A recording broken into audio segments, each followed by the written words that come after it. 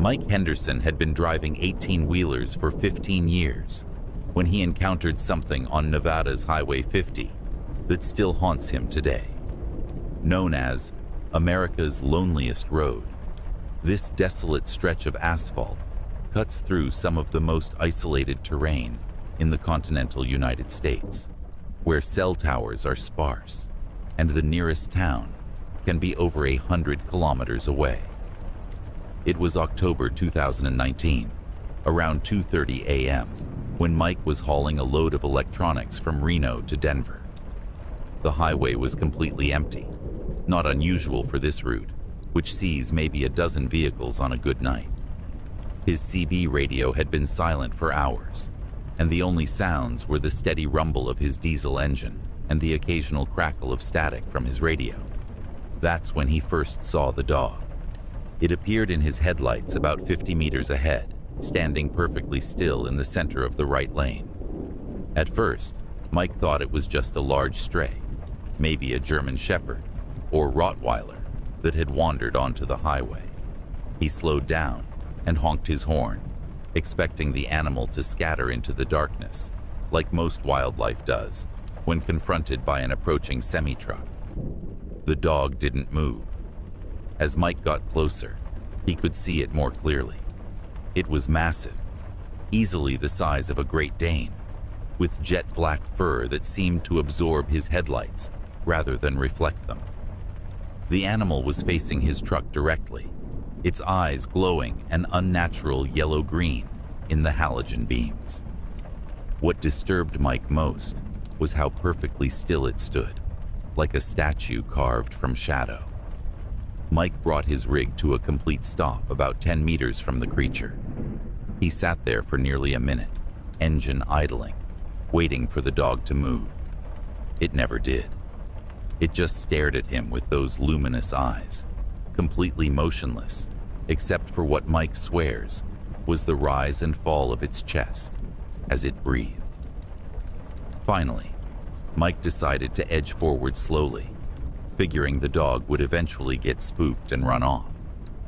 But as his truck crept closer, something impossible happened. The dog began to grow larger. Not in the way objects naturally appear bigger as you approach them, but actually expanding in size, its silhouette stretching upward and outward until it stood nearly as tall as Mike's cab. That's when Mike hit the gas. His truck lurched forward, diesel engine roaring as he accelerated through where the dog had been standing. He expected to feel the horrible impact, to hear the thud of striking an animal, but there was nothing. When he checked his mirrors, the road behind him was empty. The dog had simply vanished. Mike tried to rationalize what he'd seen. Maybe it was exhaustion. He'd been driving for 8 hours straight. Maybe it was an optical illusion caused by his headlights hitting a road sign or reflector at a weird angle. He'd heard other truckers talk about highway hypnosis and the strange things you might think you see during long night drives. But 20 minutes later, the dog was back. This time, it appeared on an overpass, about a kilometer ahead, standing on the concrete barrier, like it was posing for a photograph. Even from that distance, Mike could see its yellow-green eyes reflecting his headlights. As he approached the overpass, the dog seemed to be watching his truck with an intelligence that made Mike's skin crawl. When he passed underneath, Mike looked up through his windshield and saw the creature looking down at him. Its massive head tracked his movement as he drove beneath it, and for a split second, Mike could have sworn he saw it grin. Not the way a normal dog pants with its tongue out, but an actual human-like grin that stretched across its muzzle. The third encounter happened just as Mike was beginning to convince himself that stress and caffeine pills were playing tricks on his mind. He was approaching a rest area, one of the few on this stretch of highway, when he saw the dog standing next to one of the picnic tables in the parking area. This time, Mike decided to stop. He pulled his rig into the rest area and parked about 30 meters from where he'd seen the creature. The parking area was illuminated by a single flickering streetlight that cast everything in sickly yellow tones. Mike grabbed his flashlight and climbed down from his cab, his boots crunching on the gravel. The dog was gone, but Mike could smell something in the air, a heavy, musky odor, like wet fur mixed with something metallic. As he walked toward the picnic table where he'd seen it, his flashlight beam caught something that made his blood run cold. Scratched deep into the wooden surface of the table were what looked like claw marks, 5 parallel gouges that went completely through the thick pine planks. The scratches were fresh, with wood shavings still scattered around the table. But these weren't ordinary dog claws. The marks were too deep, too precise, and spaced too far apart. They looked more like they'd been made by human fingers, if human fingers had razor-sharp claws at the tips. Mike quickly returned to his truck and locked the doors, something he'd never felt the need to do in 15 years of trucking.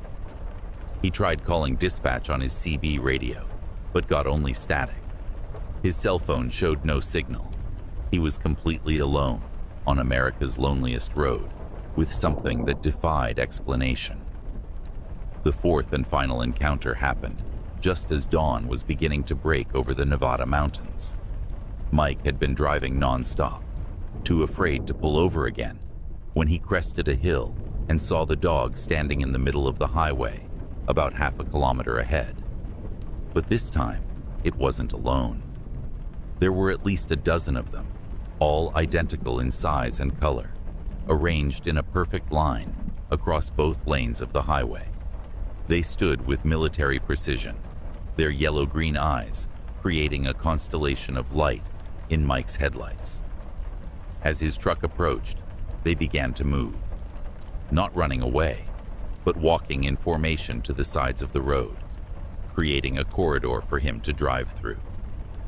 Mike had no choice but to continue forward. As he passed between the creatures, he could see them through his side windows, standing at attention like an honor guard.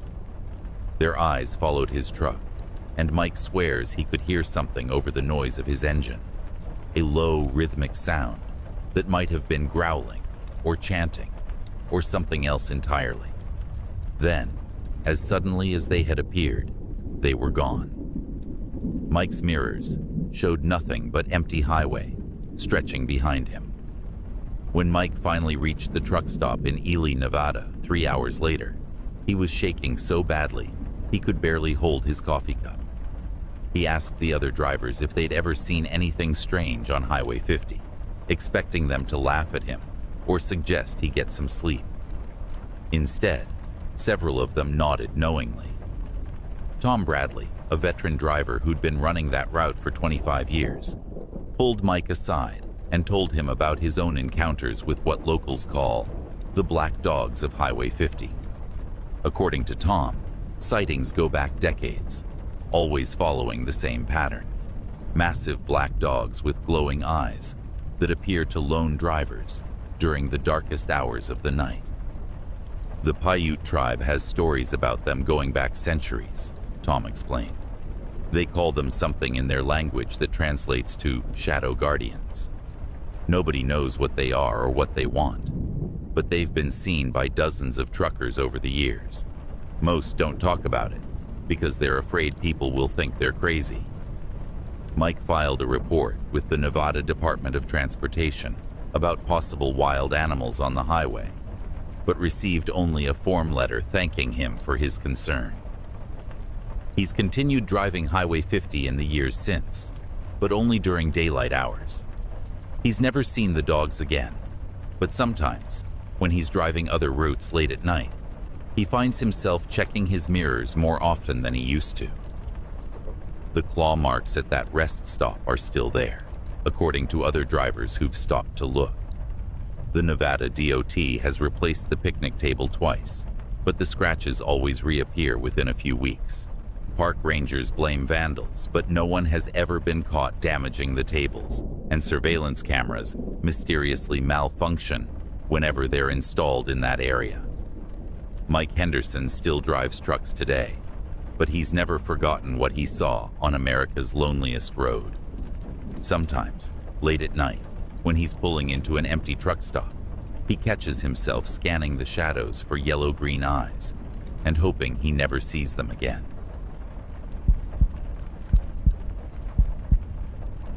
Danny Kowalski thought he'd seen everything during his 12 years hauling freight across the American Midwest.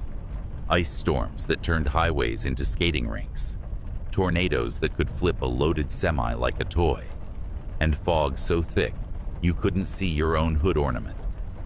But nothing prepared him for what he encountered on Interstate 80 during a blizzard in February 2021. Danny was driving eastbound from Des Moines to Chicago, carrying a load of agricultural equipment. The weather forecast had been calling for snow, but meteorologists underestimated the storm's intensity. What started as light flurries around 9 p.m. quickly escalated into a full-blown blizzard, with winds gusting over 60 kilometers per hour, and snow falling so heavily that Danny's wipers could barely keep up. By midnight, visibility had dropped to almost zero.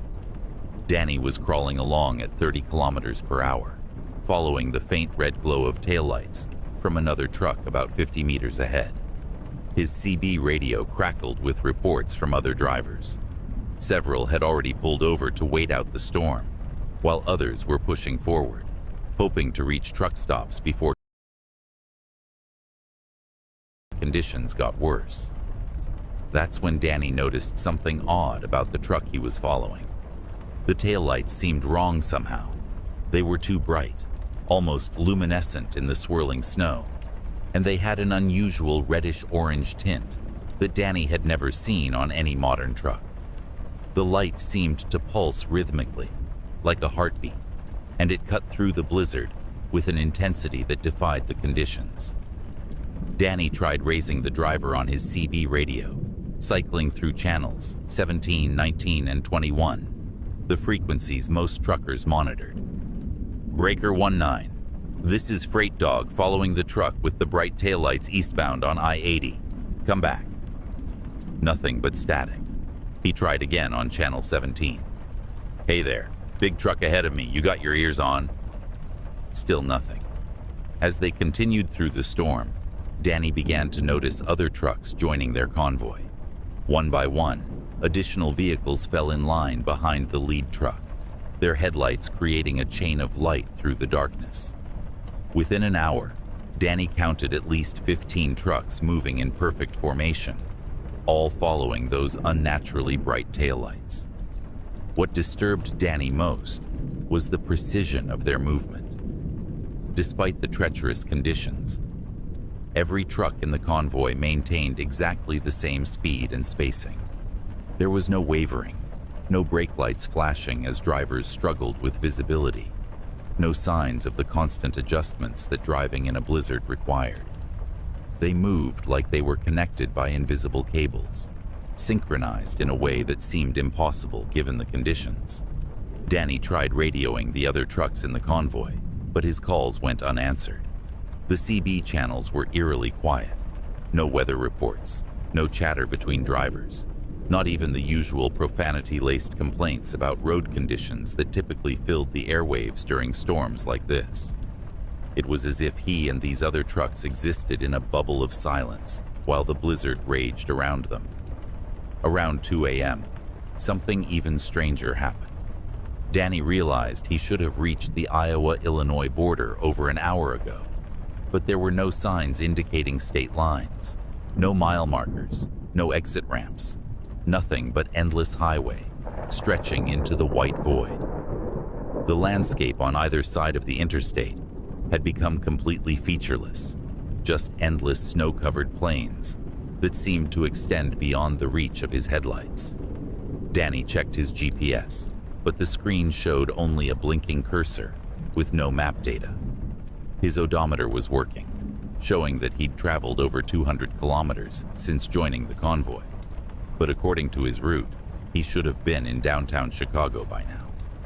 The fuel gauge showed he was running low, which made sense given the distance. but somehow he didn't feel the familiar sluggishness that came with a nearly empty tank. That's when Danny decided to break formation. He slowed down and pulled into what he hoped was the right lane, intending to let the convoy pass, and then find somewhere to stop and wait out the storm. But as he reduced speed, something impossible happened. The other trucks slowed down with him.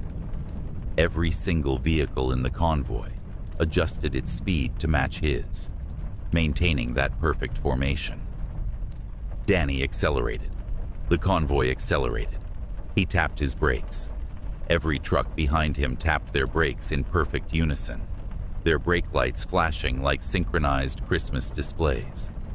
No matter what Danny did, the convoy mirrored his movements exactly, as if he had somehow become their pace car.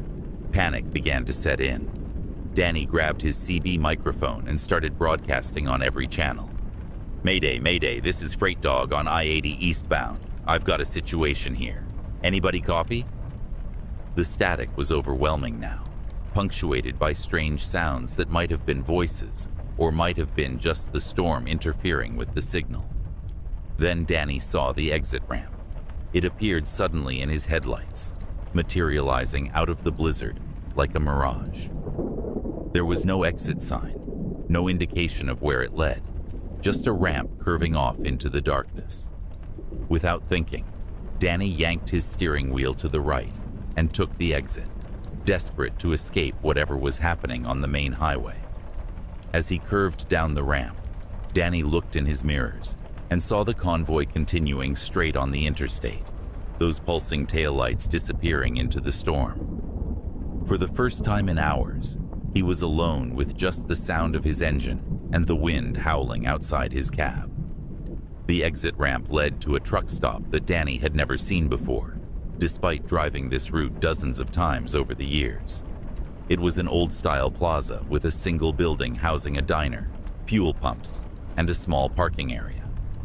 Despite the blizzard, the lot was well lit and the pavement was clear of snow, as if the storm somehow didn't affect this small pocket of highway.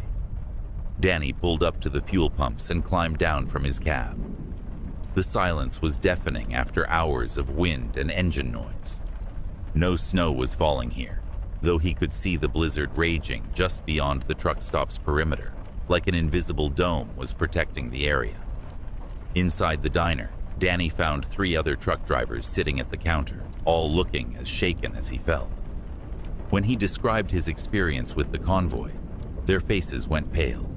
One of them, an older driver named Pete, nodded slowly. "You saw the Phantom convoy," Pete said quietly. "Been happening for years, but only during the worst storms.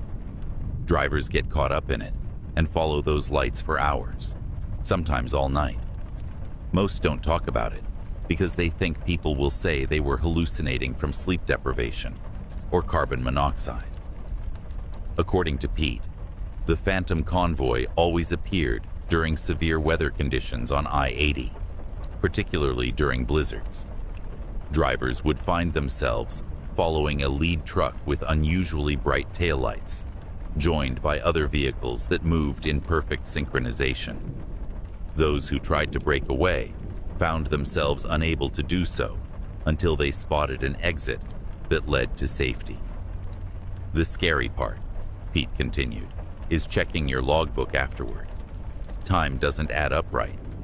You'll think you've been driving for hours, but your logbook shows you've only been on the road for 20 minutes. Or the opposite. You think you've been following those lights for half an hour, but you've actually lost 3 hours somehow." Danny checked his own logbook and electronic logging device. According to his records, he'd been driving for only 45 minutes since leaving Des Moines, despite spending what felt like hours in that convoy. His fuel gauge, which had been nearly empty when he took the exit, now showed 3/4 full. The diner's waitress, a woman in her 60s who introduced herself as Martha, brought Danny coffee without being asked. "You're not the first driver to stumble in here looking like you've seen a ghost," she said. "This truck stop has been here since 1952. and we've been helping drivers who encounter the convoy for just as long. My grandfather built this place specifically for that purpose." Martha explained that her family had been aware of the phenomenon for decades. Her grandfather had been a truck driver himself in the 1940s and had his own encounter with mysterious lights during a blizzard. When he opened the truck stop, he positioned it at what he called a breakpoint in the phenomenon, a place where drivers could escape the convoy's influence. "We don't advertise, don't show up on GPS, and most drivers can't find us unless they really need to," Martha said. "But we're always here when someone needs help getting away from those lights." Danny spent the rest of the night at the truck stop, sleeping in his cab and talking with other drivers who'd had similar experiences. In the morning, the blizzard had passed, and I-80 was clear and normal. Danny found the on-ramp easily and continued his journey to Chicago, arriving only an hour behind schedule despite the night's events. When he tried to find the truck stop again on his return trip, it wasn't there. The exit ramp he'd taken was gone, and there was no trace that it had ever existed. Danny's GPS showed no record of any truck stops in that area, and when he asked other drivers about it, they just shrugged and changed the subject. 6 months later, Danny encountered the Phantom convoy again during a thunderstorm on the same stretch of I-80. This time, he knew what to look for and managed to spot the exit ramp earlier. Martha was still there, still pouring coffee for shaken drivers who'd managed to escape the mysterious lights. "Some drivers see them once and never again," she told him. "Others, like you, seem to be sensitive to whatever's causing this. Consider yourself lucky. You found the way out. Not everyone does." Danny still drives I-80 regularly, but he's learned to read the signs. When the weather turns severe and the radio goes quiet, when the landscape becomes too uniform and time seems to stretch or compress, he starts looking for that exit ramp. He's helped 3 other drivers escape the convoy over the years, teaching them to watch for the telltale signs and never to trust those pulsing red lights that seem too bright for the conditions. The Phantom convoy still appears during major storms, and drivers still report following mysterious taillights through impossible conditions. Most assume it's fatigue or weather-related hallucinations, but a few know better. They know to look for the exit that isn't on any map, the truck stop that doesn't exist except when you need it most, and the waitress who's been pouring coffee for lost drivers for over 70 years.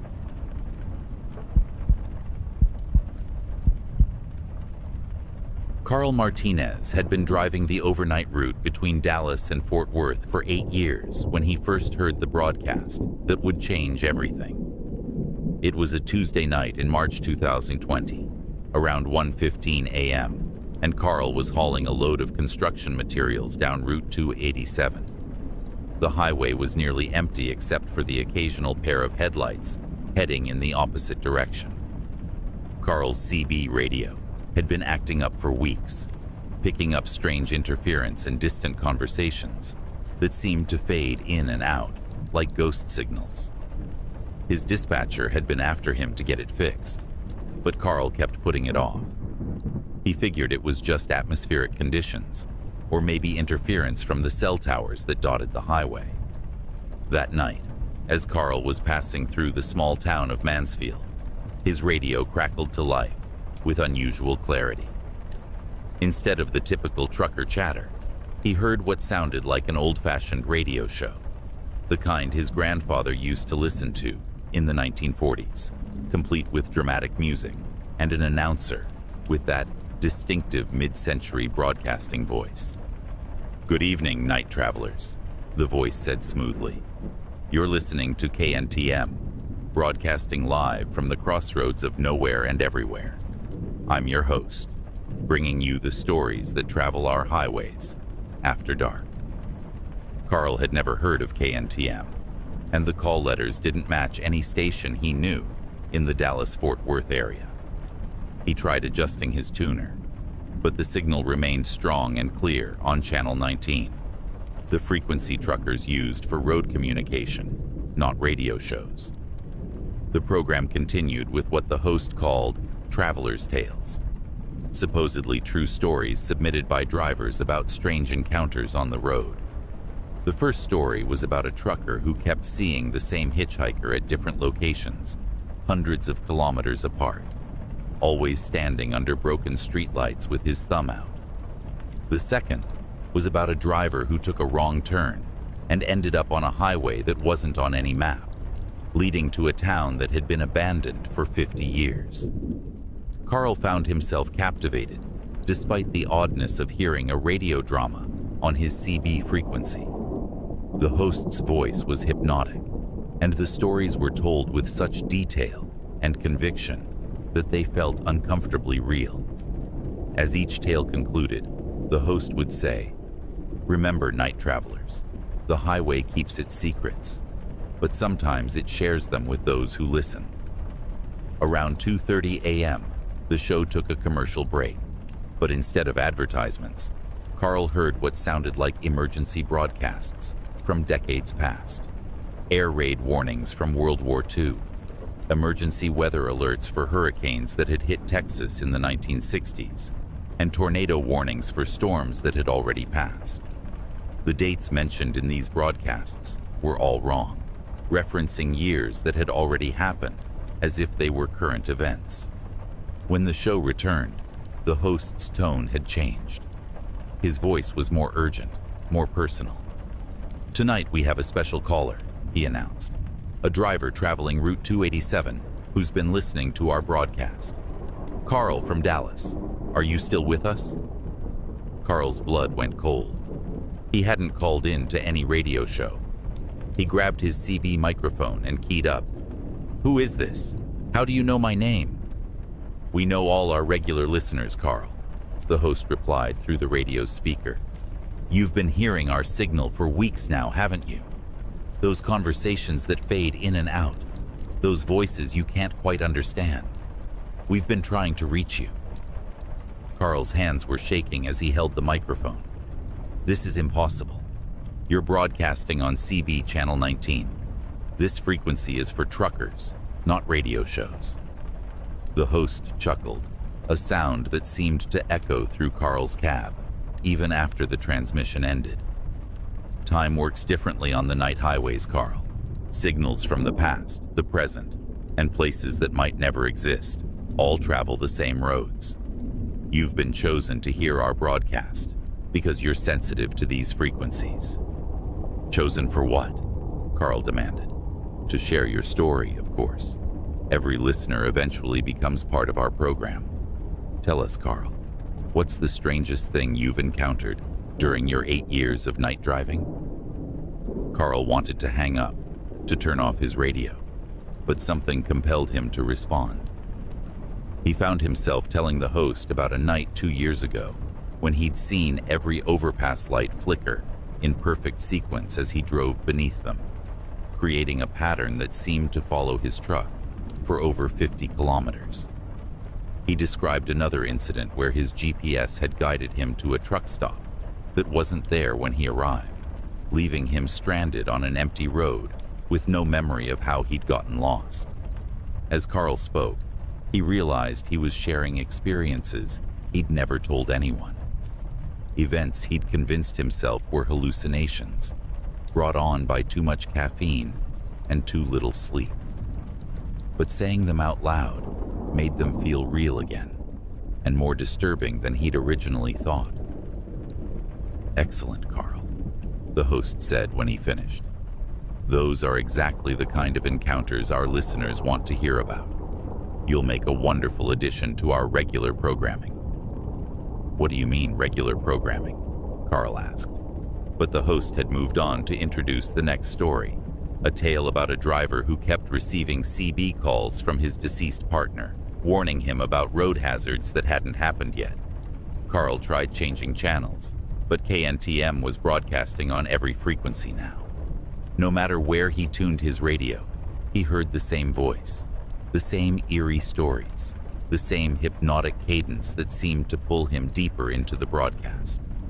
His truck's digital clock showed 3:45 a.m., but according to the radio show, it was midnight and would remain midnight until the program ended.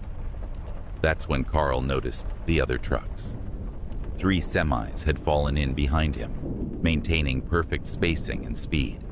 In his mirrors, Carl could see that each cab was dimly lit by the same greenish glow that emanated from old radio dials. The drivers appeared to be leaning forward, as if listening intently to something. Carl tried radioing the other trucks, but got no response. Instead, the KNTM host's voice came through his speaker. "Our traveling audience is growing, Carl. Your fellow drivers have been listening to tonight's broadcast as well. They're all part of our community now." "What community?" Carl shouted into his microphone.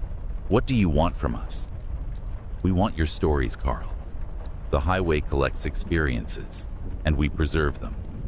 Every strange encounter, every unexplained sighting, every moment when the normal rules don't apply, these become part of our archive. And in return, you become part of something larger than yourself." The radio show continued, but now Carl recognized some of the voices telling stories. One was Jimmy Patterson, a driver who disappeared 3 months ago on this same route. Another was Sandra Williams, who'd vanished from I-35 the previous year. Their voices were clear and enthusiastic as they shared their tales of highway strangeness, as if they were calling in from comfortable studios rather than wherever they actually were. Carl's fuel gauge was reading empty, which was impossible since he'd filled up in Dallas.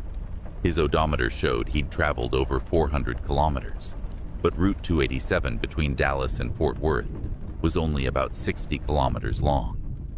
The landscape outside his windows had become unfamiliar, rolling hills dotted with radio towers that pulsed with the same rhythm as the host's voice. "Don't fight it, Carl," the host said, his voice now coming from multiple speakers throughout the cab. "Every night driver eventually joins our broadcast. The highway has been calling to you for years, and now you're finally ready to answer."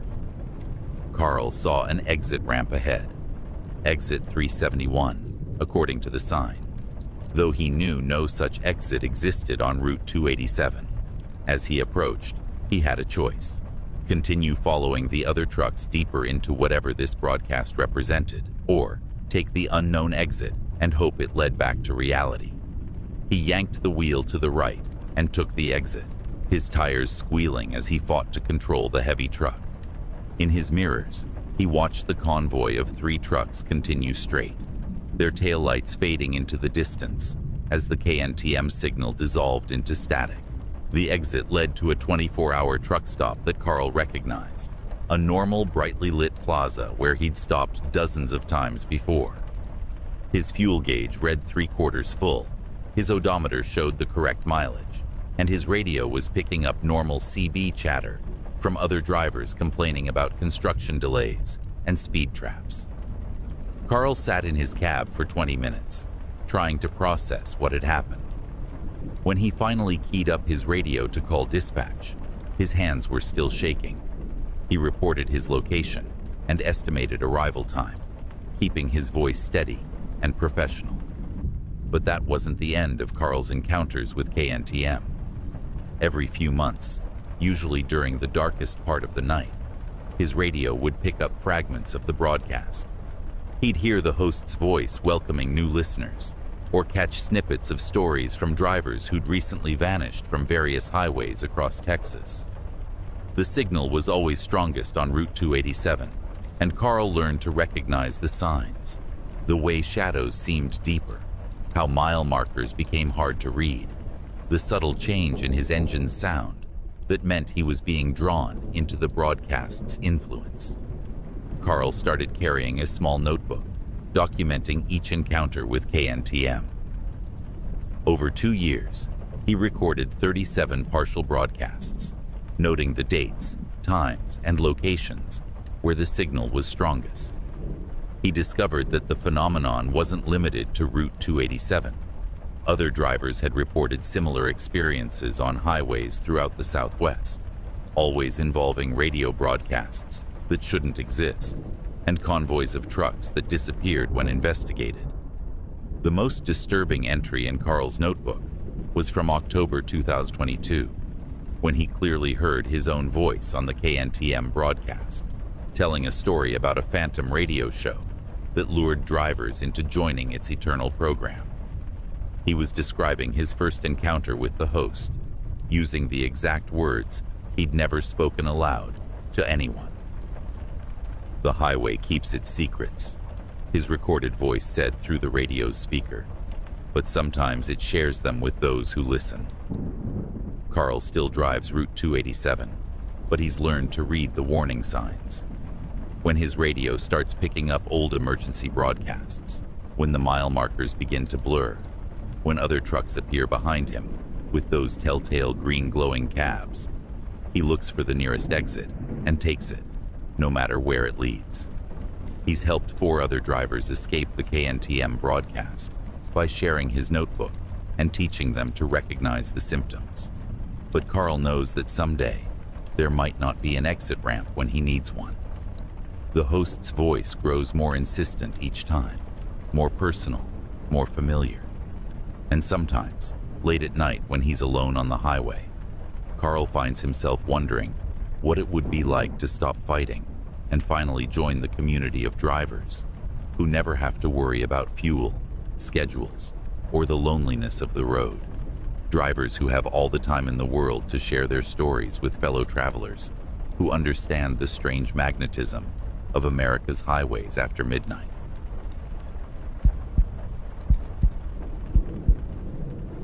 Frank Rodriguez had been hauling freight between Phoenix and Albuquerque for 6 years when he first noticed the reflections that didn't belong to him. It started small, just glimpses in his side mirrors that seemed slightly off, movements that didn't quite match his own actions. Frank initially blamed it on fatigue and the desert heat mirages that were common along Interstate 40 through Arizona and New Mexico.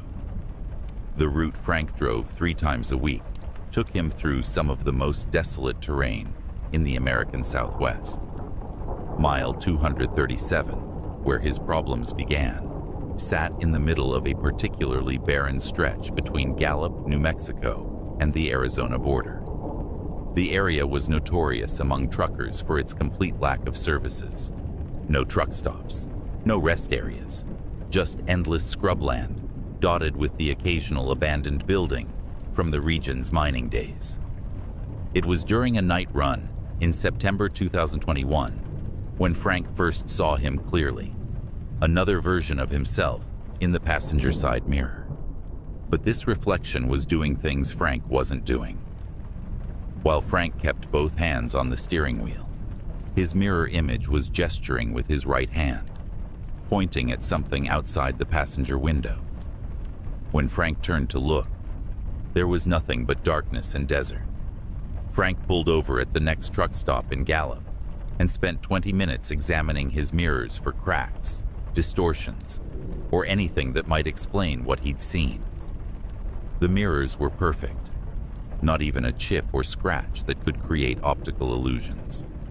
He cleaned them thoroughly and continued his run, convincing himself it had been a trick of the dashboard lights reflecting at weird angles. But 3 days later, on his next westbound trip, it happened again at exactly mile 237. This time, Frank was prepared. He had positioned his phone to record his mirrors while driving through that section of highway. What he captured on video still makes his hands shake when he watches it. In the recording, Frank can be seen driving normally, both hands on the wheel, occasionally reaching for his coffee cup. But in the mirrors, both the driver's side and passenger side, his reflections are behaving completely independently.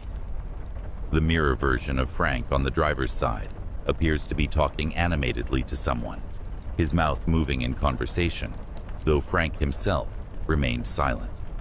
The passenger side reflection showed Frank looking terrified, constantly checking over his shoulder and gripping the steering wheel so tightly his knuckles were white with tension.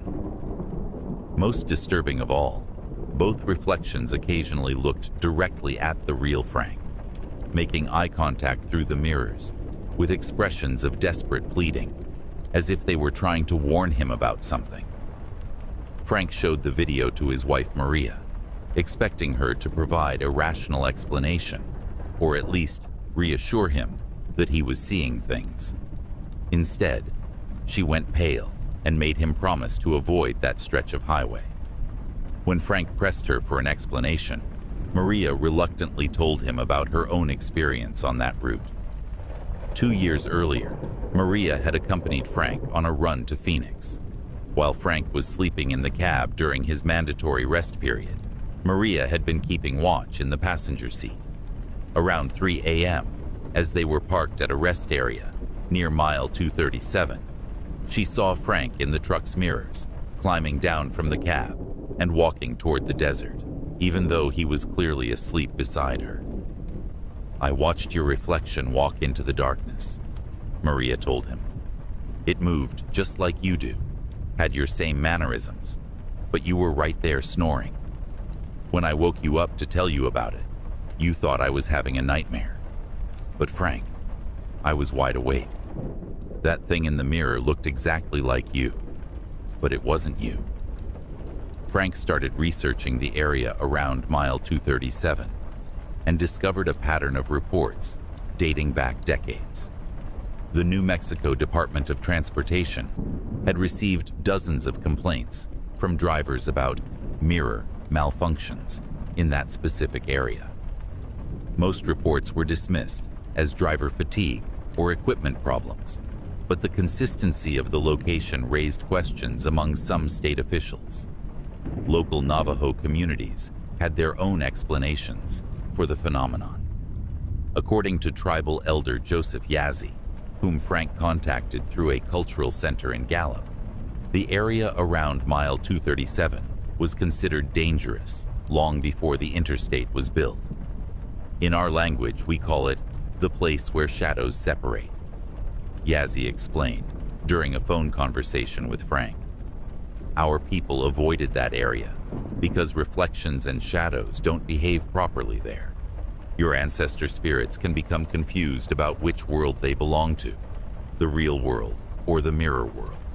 Yazzie told Frank that the problem had worsened since the interstate was constructed in the 1960s.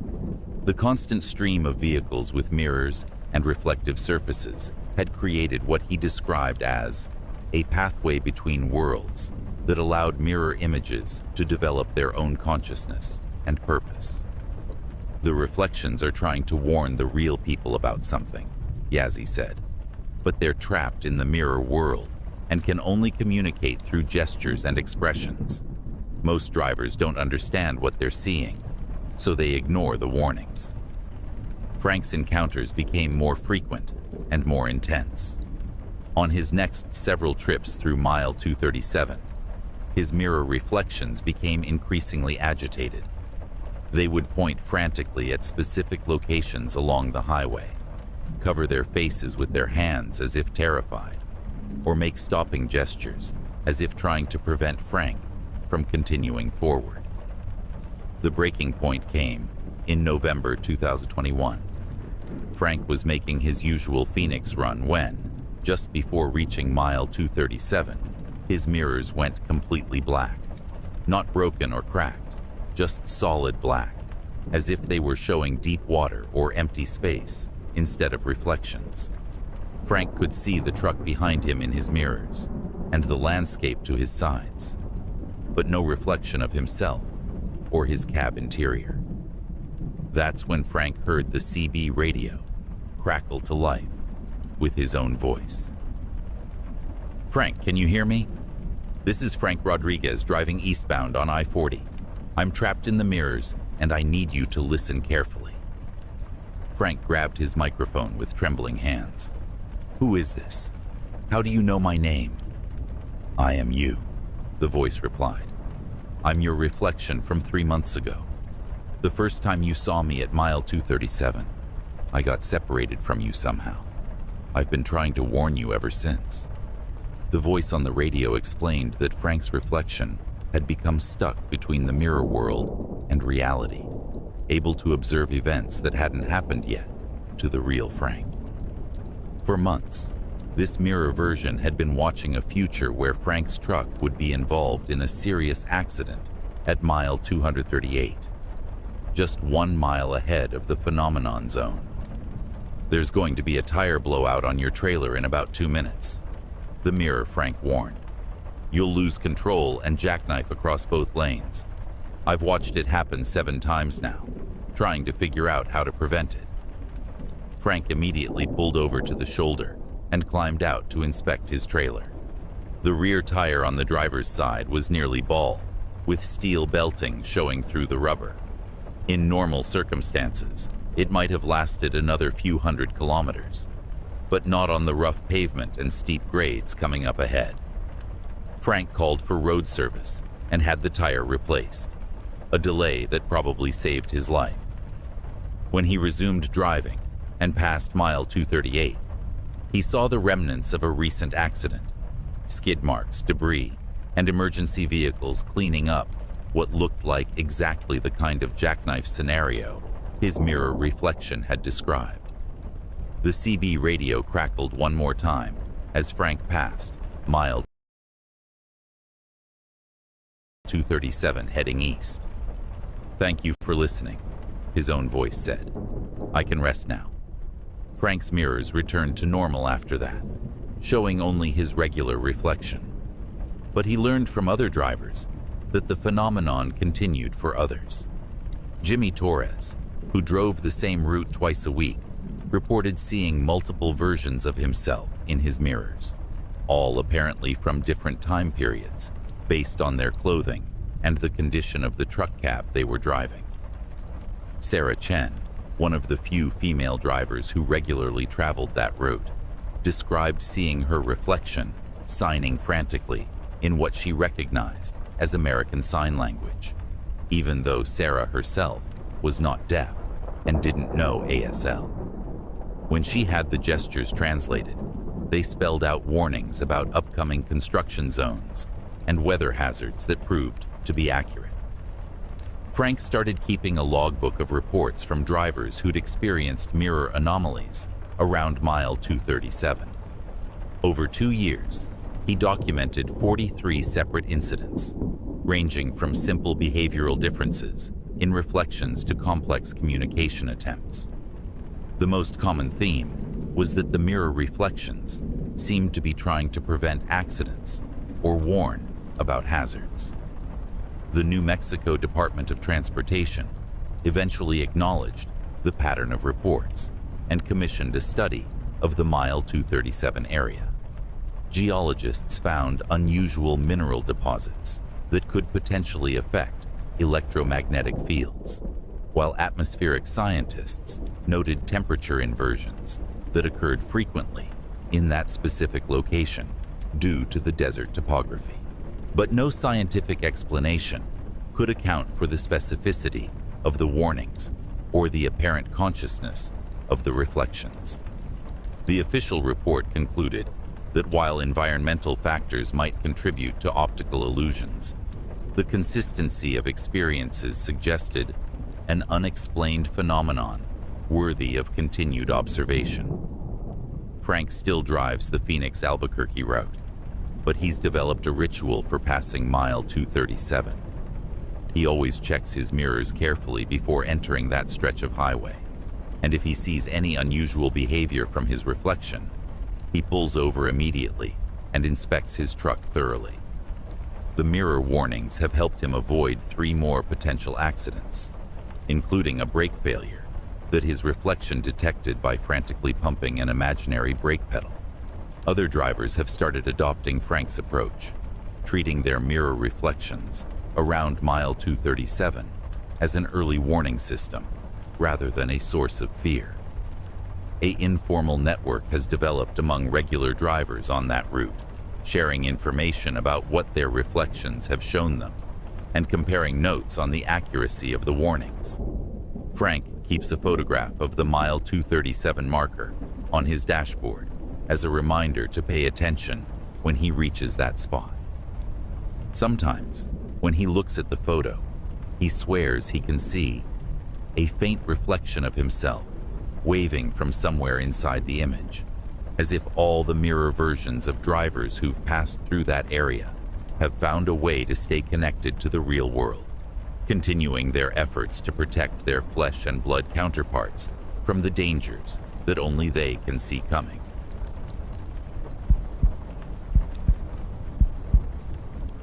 Bobby Chen had been driving the same route between Portland and Seattle for 4 years when he discovered the rest stop that shouldn't exist. Located exactly 17 kilometers south of Olympia on Interstate 5, the facility appeared overnight in January 2022, complete with fuel pumps, a convenience store, and parking for 40 trucks.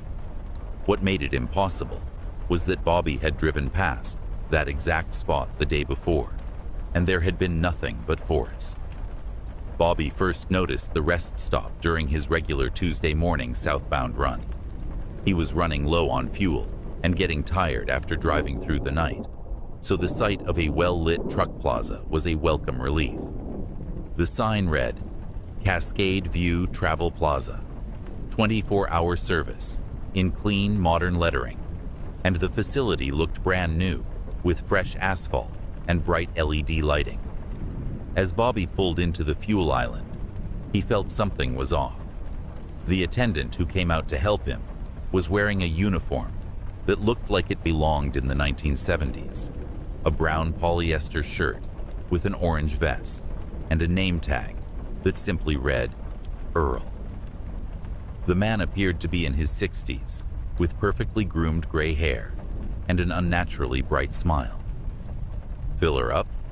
Earl asked, his voice carrying a slight echo, as if he were speaking in an empty room rather than outdoors.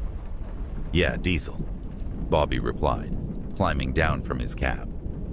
"This place is new, right? I drive this route twice a week and I've never seen it before." Earl's smile never wavered. "We've been here as long as we need to have been here. Time works differently at truck stops, you know. Some folks find us right when they need us most." Bobby tried to process this cryptic response while Earl filled his tank. The fuel pumps were old-fashioned analog models with spinning numbers, the kind that had been phased out decades ago. Yet the diesel flowed smoothly, and the price per gallon was suspiciously low, nearly 50 cents cheaper than anywhere else on I-5. Inside the convenience store, Bobby found shelves stocked with products he hadn't seen in years. There were candy bars with packaging from the 1980s, soda brands that had been discontinued, and magazines with cover dates that didn't make sense. A copy of Truckers Monthly was dated March 1995, but the headlines referenced current events and truck models that had only been released recently. The cashier was a woman in her 50s, wearing a beehive hairstyle and cat-eye glasses that screamed 1960s. Her name tag read Dolores, and she handled the vintage cash register with practiced efficiency. When Bobby paid for his fuel and a cup of coffee, she gave him change in coins that looked freshly minted but bore dates from the 1970s and 1980s. "You seem confused, honey," Dolores said, her voice carrying the same slight echo as Earl's. "First time at Cascade View?" "Yeah, I guess so. When did this place open?" Dolores exchanged a meaningful look with Earl, who had followed Bobby inside. "We opened when the highway needed us," she said. "Some truck stops serve the road. We serve the drivers who need a different kind of rest." Bobby left the rest stop feeling unsettled, but couldn't pinpoint exactly why. The facility had been clean, well-staffed, and convenient. The fuel was cheap, and his truck ran fine. Yet something about the encounter nagged at him for the rest of his drive to Portland. 2 days later, on his return trip to Seattle, Bobby looked for the rest stop again. He knew exactly where it should be, 17 kilometers south of Olympia, right after the exit for Highway 101. But when he reached that spot, there was nothing but the same dense forest of Douglas fir trees that had always been there. Bobby pulled over at the next exit and called the Washington State Department of Transportation. After being transferred 3 times, he finally reached someone who could access records of commercial developments along I-5. "I'm not showing any new truck stops or travel plazas in that area," the official told him. "The last commercial development near Olympia was approved in 2018, and that was just a gas station. Are you sure about the location?" Bobby was certain. He drove the same route twice a week and knew every landmark, every exit, every curve in the road. The Cascade View Travel Plaza had been there Tuesday morning, but by Thursday afternoon it was gone. Over the following weeks, Bobby started asking other drivers about the mysterious rest stop. Most just shrugged or suggested he'd been more tired than he'd realized. But 3 drivers, all regulars on the Portland-Seattle route, had their own stories about Cascade View. Tommy Williams, a veteran driver with 25 years on the road, claimed he'd stopped there in December 2021. He described the same retro atmosphere, the same eerily helpful staff, and fuel prices that were impossibly low. Like Bobby, Tommy couldn't find the rest stop when he looked for it on subsequent trips. "I figured I'd dreamed the whole thing," Tommy said during a conversation at a truck stop in Centralia. "But I still have the receipt from Dolores. Look at this." Tommy showed Bobby a fuel receipt printed on paper that looked decades old, with faded ink and a carbon copy backing. The header read, "Cascade View Travel Plaza," with an address that didn't exist, and a phone number that, when Bobby called it, produced only a recording. "You have reached a number that is no longer in service, or has never been in service." The 3rd driver, Maria Santos, had an even stranger experience. She'd stopped at Cascade View during a blizzard in February 2022, when visibility was near zero, and she desperately needed a safe place to wait out the storm. The rest stop had appeared like a beacon in the whiteout conditions, fully operational despite the severe weather. "The weird thing was," Maria explained, "there was no snow in the parking lot, not a flake. The storm was raging all around the rest stop, but it was like there was a dome of clear weather protecting the place. Earl told me storms couldn't touch Cascade View because it existed in a pocket of stability between destinations." Maria had spent 4 hours at the rest stop, sleeping in her cab while the blizzard raged outside. When she woke up, the storm had passed, and she found herself parked on the shoulder of I-5 with no rest stop in sight. Her fuel gauge showed she'd filled up somewhere, and she had a receipt from Dolores, but the location where she'd stopped was just empty forest. Bobby became obsessed with finding Cascade View again. He started varying his schedule, driving the Portland-Seattle route at different times of day and night. He researched the history of that section of I-5, looking for any mention of previous truck stops or commercial developments. What he found was disturbing. County records showed that a truck stop called Cascade View Travel Plaza had indeed existed in that location, but it had been demolished in 1987 after a series of accidents and unexplained incidents. The original facility had been built in 1974 and had served drivers for 13 years before being permanently closed. According to newspaper archives Bobby found at the Olympia Public Library, the original Cascade View had gained a reputation among truckers as a place where strange things happened. Drivers reported losing time there, finding vintage products that shouldn't have been in stock, and interacting with staff members who seemed disconnected from reality. The final incident that led to the truck stop's closure involved a driver named Robert Martinez, who disappeared after stopping at Cascade View in November 1987. His truck was found parked at the rest stop 3 days later, engine still running, but Martinez was gone. He was never found, and his disappearance prompted a state investigation that revealed numerous irregularities in the facility's operation. Most disturbing was the discovery that the truck stop's employee records listed staff members who had died years earlier. Earl Thompson had worked at Cascade View from 1974 until his death in a car accident in 1981. Dolores Peterson had been employed there from 1975 until her death from cancer in 1983. Yet both were listed as active employees on the payroll right up until the facility closed. Bobby realized he'd been interacting with people who had been dead for decades. The knowledge didn't stop Bobby from looking for Cascade View, though. Something about the place drew him back, despite the unsettling implications. He began to understand that the rest stop appeared only when drivers truly needed it, not just for fuel or food, but for something deeper. In March 2022, Bobby found Cascade View again during one of the worst nights of his career. He'd been dealing with a family crisis, hadn't slept properly in 3 days, and was pushing himself far beyond safe driving limits. As he struggled to stay awake on the dark highway, fighting micro-sleep episodes that could have killed him and other drivers, the familiar lights of the rest stop appeared in his headlights. Earl greeted him at the fuel pumps with the same timeless smile. "You look like you need more than just diesel tonight, Bobby." Inside the convenience store, Dolores had a cot set up in a back room. "Rest stops aren't just for trucks," she said gently. "Sometimes drivers need to rest their souls too. You've been carrying too much weight lately, and not the kind you haul in your trailer." Bobby slept for 6 hours in that back room, the deepest and most peaceful sleep he'd had in weeks.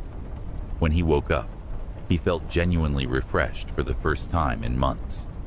Earl and Dolores were waiting with fresh coffee and sandwiches that tasted like his grandmother's cooking. "The highway takes care of its own," Earl explained as Bobby prepared to leave. "But sometimes we need help taking care of ourselves. That's what Cascade View is really for." Bobby tried to pay for the room, the food, and the fuel, but Dolores waved away his money. "You've already paid," she said, "by being someone who needed us to be here." As Bobby drove away, he looked in his mirrors and watched the rest stop fade into the forest, its lights dimming until there was nothing but darkness and trees.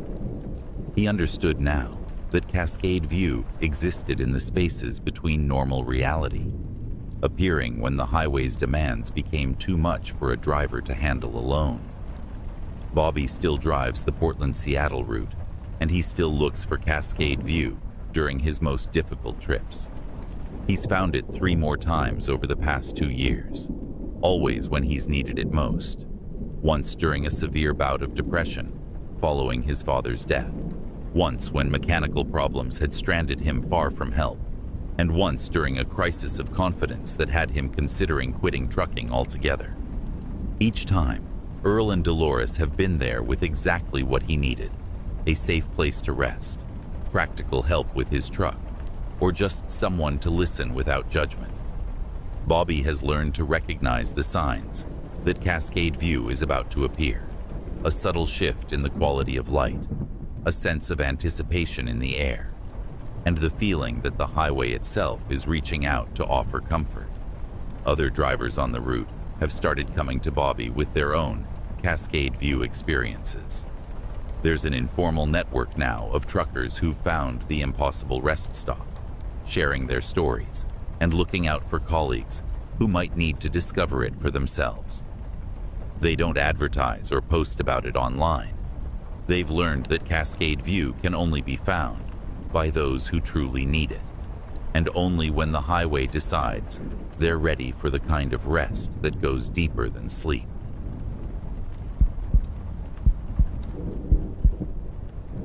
Jake Morrison had been hauling cargo across the Midwest for 9 years when he first encountered the headlights that wouldn't go away. It started on a foggy November night in 2020. somewhere between Des Moines and Omaha on Interstate 80. Jake was running behind schedule, pushing through weather that should have grounded him hours earlier, when he noticed a pair of headlights in his mirrors that seemed to match his every move with unnatural precision. At first, Jake assumed it was just another trucker following his lead through the thick fog. Visibility was down to maybe 30 meters, and it made sense for drivers to convoy together for safety. Jake had done it himself plenty of times. Find a truck with good lights and follow at a safe distance until conditions improved. But these headlights were different. They maintained exactly the same distance behind Jake's trailer, regardless of his speed. When Jake slowed down for a curve, the lights slowed down. When he accelerated on straightaways, they accelerated. When he changed lanes to pass a slower vehicle, the headlights changed lanes too, staying precisely 40 meters behind him, like they were connected by an invisible tether. Jake tried radioing the driver behind him on Channel 19. "Breaker 19, this is Freight Runner to the truck following me eastbound on I-80. You got your ears on?" Nothing but static. He tried channels 17 and 21 with the same result. Either the driver wasn't monitoring CB radio, or something was interfering with the signal. The fog began to lift around midnight, and Jake expected to finally get a good look at the truck that had been shadowing him for over 2 hours. But as visibility improved, what he saw made no sense. The headlights were there, 2 perfectly round beams cutting through the darkness, but there was no truck attached to them. Jake rubbed his eyes and looked again. The headlights hung in the air behind his trailer, like they were mounted on an invisible vehicle.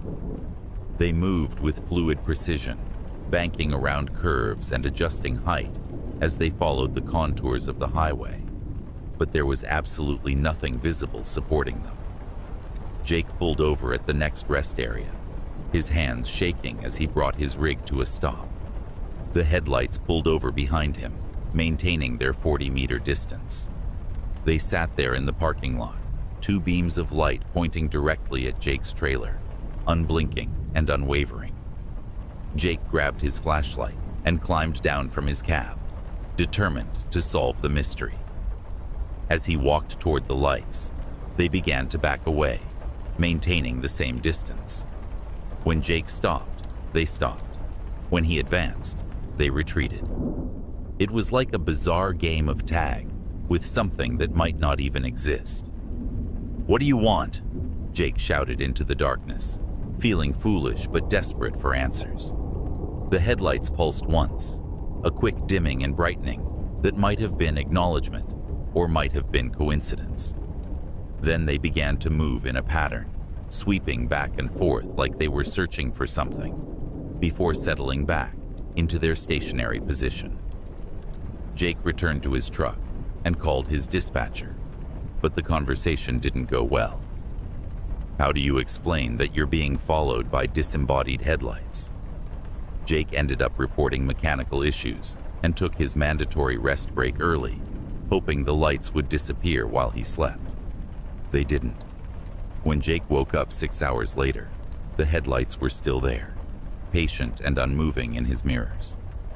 As soon as he started his engine and pulled back onto I-80, they resumed their perfect pursuit, staying exactly 40 meters behind, through Nebraska and into Iowa.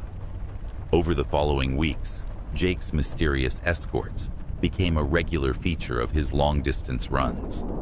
They only appeared during night drives, always in rural areas with minimal traffic, and always maintained that same precise following distance. Jake started documenting their behavior, keeping a detailed log of when and where the lights appeared. The pattern that emerged was disturbing. The headlights seemed to know Jake's route better than he did.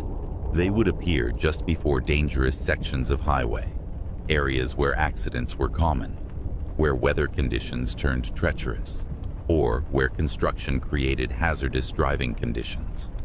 It was as if they were trying to escort him safely through problem areas. Jake's first real clue about their purpose came during a run through Colorado in December 2020. He was hauling electronics from Denver to Kansas City when a sudden blizzard struck the eastern plains. Visibility dropped to zero within minutes, and Jake found himself completely disoriented on a highway he'd driven hundreds of times. That's when the headlights appeared, but this time, they didn't stay behind him. They pulled alongside his cab, matching his speed perfectly, and began to guide him through the whiteout.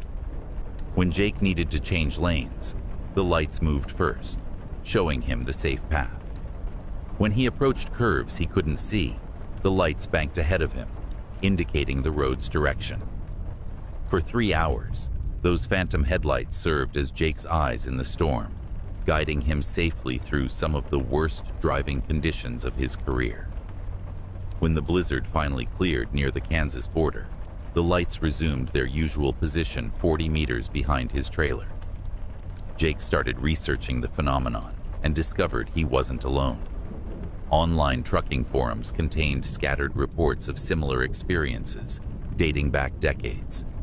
Drivers described encounters with ghost lights, phantom escorts, and guardian beams that appeared during dangerous conditions to guide trucks to safety. One post particularly caught Jake's attention.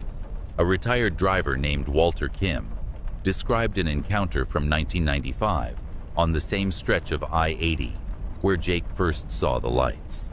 Walter had been caught in a severe ice storm and was struggling to maintain control of his rig when a pair of headlights appeared to guide him to safety. They knew where every patch of black ice was, Walter wrote, led me around 3 jackknifed trucks and guided me to a truck stop I didn't even know existed. Saved my life, no question about it. Never saw them again after that night, but I still look for them every time I drive that route. Jake contacted Walter through the forum's private messaging system. During their phone conversation, Walter shared details that perfectly matched Jake's experiences. The 40-meter following distance, the precise movements, the way the lights seemed to anticipate road hazards before they became visible. The old-timers used to talk about them back in the 70s and 80s, Walter explained. Called them highway angels or road spirits. The theory was that they were the lights from trucks that had been in fatal accidents, still trying to help other drivers avoid the same fate. Walter directed Jake to archives of trucking magazines from the 1970s and 1980s, where he found dozens of similar accounts. The stories followed consistent patterns. Drivers in distress would be guided to safety by mysterious headlights that appeared and disappeared without explanation. Most reports came from the same corridors that Jake regularly traveled: I-80 through Iowa and Nebraska, I-70 through Kansas and Colorado, and I-35 through the heart of Tornado Alley. Jake's understanding of his phantom escorts deepened during a run in February 2021. He was hauling machinery from Chicago to Denver when his truck began experiencing brake problems in the middle of Kansas. The brakes weren't failing completely, but they were spongy and unreliable, dangerous enough that Jake should have stopped immediately for repairs. The headlights appeared as soon as Jake realized he had a problem, but their behavior was different this time. Instead of following behind, they moved to his left side and began flashing in a specific pattern. 3 quick flashes, pause, 2 flashes, pause, 1 flash. They repeated this sequence over and over, while gradually guiding Jake toward an exit he hadn't noticed. The exit led to a small truck repair shop that Jake had never seen before, despite driving this route regularly. The mechanic, an elderly man named Ray, seemed to be expecting him. "Saw your lights coming down the highway," Ray said as he examined Jake's brake system. "Figured you might need some help. These brake lines are about ready to let go completely. You're lucky you stopped when you did." While Ray worked on the truck, Jake mentioned the unusual light pattern that had guided him to the shop. Ray nodded knowingly. 321. That's the old highway emergency code," Ray explained. Truckers used it back before CB radios were common. 3 flashes meant mechanical trouble, 2 meant medical emergency, 1 meant request for help. Your guardian lights were telling you they knew about your brake problem. Ray had been working on trucks at that location for 45 years and had heard dozens of stories about phantom headlights guiding drivers to his shop. This place sits at what you might call a crossroads of the spirit world, he said. Lots of accidents on these highways over the years. Some folks think the lights are the souls of drivers who died trying to help others, still doing their job from the other side. Jake's encounters with the headlights continued for 2 more years, but their appearances became less frequent. As Jake gained experience recognizing dangerous conditions and avoiding hazardous situations, the lights seemed to visit him less often. It was as if they sensed he was becoming capable of protecting himself. The final encounter came in March 2023, during what Jake now recognizes was a test. He was driving through a severe thunderstorm in Oklahoma when he came upon a jackknifed truck blocking both lanes of I-35. The accident was fresh, so recent that emergency responders hadn't arrived yet, and the driver was trapped in his cab. Jake's phantom headlights appeared immediately, but instead of guiding him around the accident, they positioned themselves to illuminate the crash scene. Working in the beam of those mysterious lights, Jake was able to extract the injured driver and provide first aid until paramedics arrived. As the ambulance drove away with the rescued driver, Jake turned to thank his illuminated assistants, but the headlights were fading. For the first time in over 2 years, they dimmed slowly until they disappeared completely, like someone was gradually turning down a rheostat. Jake understood. His training was complete. The phantom lights had taught him not just how to recognize danger, but how to help other drivers in trouble. He had become what they were, a guardian of the highway. Jake still drives the same routes, and he keeps watch for drivers who might need help. He's developed an uncanny ability to spot dangerous situations before they become critical, and he's intervened in dozens of potential accidents over the past year.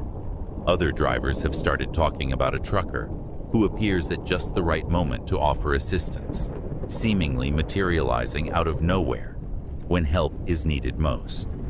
Sometimes, late at night on empty stretches of highway, Jake sees new sets of phantom headlights in his mirrors, always 40 meters back, always watching over younger drivers who are still learning to read the road's dangers.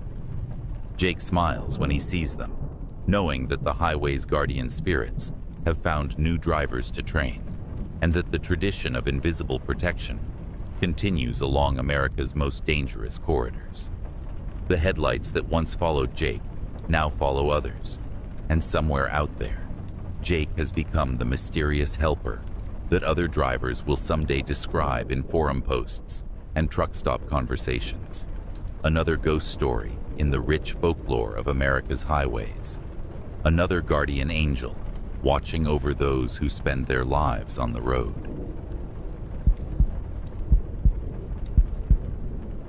Rick Hoffman had been driving the same Peterbilt 379 for 8 years when it began starting itself in the middle of the night. The truck, which Rick had bought used in 2015, had always been reliable despite its age, a 2004 model with over 1 million kilometers on the odometer. But in October 2023, the big rig developed a habit that defied mechanical explanation and left Rick questioning everything he thought he knew about diesel engines. The first incident happened at a truck stop outside Amarillo, Texas. Rick had been sleeping in his cab during his mandatory rest break when the sudden roar of his engine jerked him awake at 3:17 a.m. The truck was idling smoothly, dashboard lights glowing, air conditioning running, as if someone had climbed into the driver's seat and turned the key. Rick scrambled to the front of the cab, expecting to find someone trying to steal his truck. But the cab was empty. The doors were still locked from the inside, and his keys were exactly where he'd left them, on the small table beside his bunk. The engine was running perfectly, showing normal oil pressure and temperature readings, but Rick was certain he'd shut it down before going to sleep. Rick turned off the engine and tried to rationalize what had happened. Maybe he'd forgotten to shut it down completely. Maybe there was a problem with the ignition switch. Old trucks developed electrical quirks, and Rick had heard stories of vehicles with faulty wiring that could start themselves under the right conditions. But 3 nights later, in a rest area outside Little Rock, Arkansas, it happened again. This time, Rick was absolutely certain he'd turned off the engine. He'd even double-checked all his switches and gauges before settling in for the night. Yet at 2:43 a.m., the familiar rumble of his Caterpillar C15 engine filled the cab, waking him from deep sleep. Rick decided to have the truck checked by a mechanic at the next major truck stop. Dave Kowalski, a diesel technician with 30 years of experience, spent 2 hours examining Rick's electrical system, ignition components, and engine control module. "Everything looks normal," Dave reported. "Wiring's in good shape, ignition switch is functioning properly, and your ECM isn't showing any fault codes. There's no mechanical reason this truck should be starting on its own." Dave suggested that Rick might be experiencing a phenomenon called phantom activation, caused by electromagnetic interference from nearby cell towers or radio transmissions. It was rare, he explained, but not unheard of in older trucks with analog electrical systems. Rick wanted to believe the scientific explanation, but the self-starting incidents continued with increasing frequency. Over the next month, his truck started itself 11 times, always between 2:30 and 3:30 a.m., always while Rick was sleeping.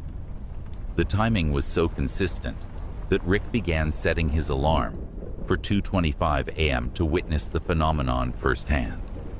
The breakthrough came on a cold November night at a truck stop in Joplin, Missouri. Rick was lying awake, waiting for 2:30 a.m., when he heard something that made his blood run cold. Footsteps on the pavement outside his truck, followed by the sound of someone climbing into the cab below him. Rick quietly grabbed his flashlight and crept to the edge of his bunk. Peering down into the driver's area, he saw a figure sitting in his seat, but it wasn't quite solid. The figure appeared translucent, like a projection or hologram, wearing a flannel shirt and trucker's cap that looked decades out of date. The ghostly driver reached for the ignition with movements that seemed perfectly natural, and the engine roared to life in response to his phantom touch.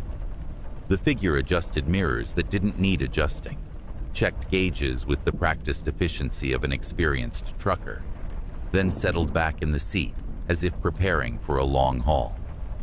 Rick watched in terrified fascination as the Spectre went through a complete pre-trip inspection routine without leaving the cab, checking air pressure, testing lights, examining instrument readings.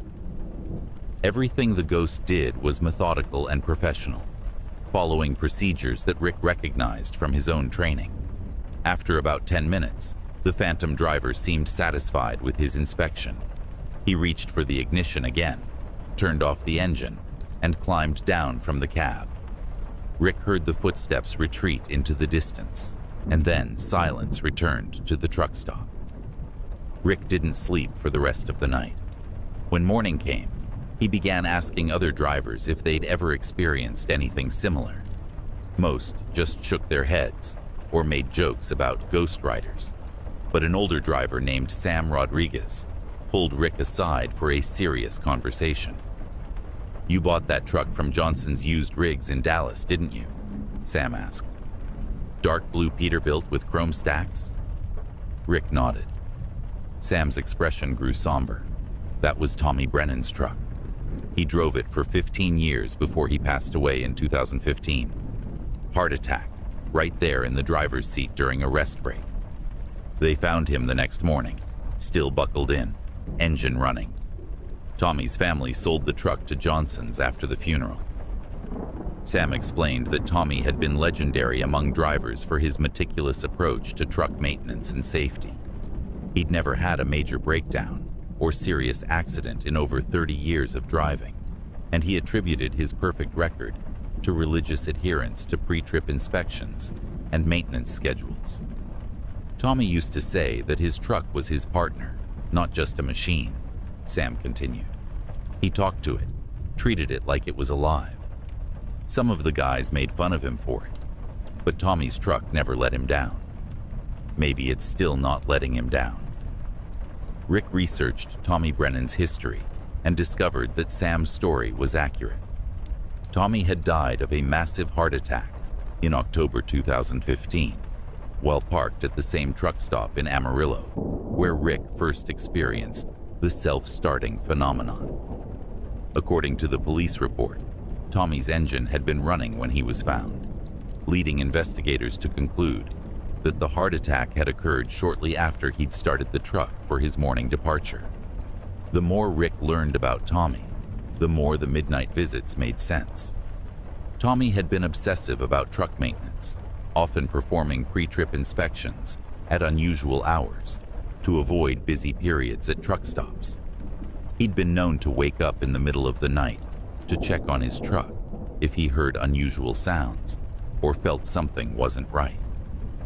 Rick decided to communicate with his ghostly passenger.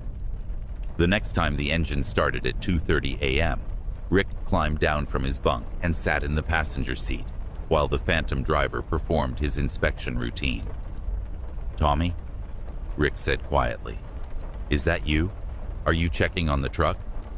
The translucent figure turned toward Rick, and for a moment, their eyes met.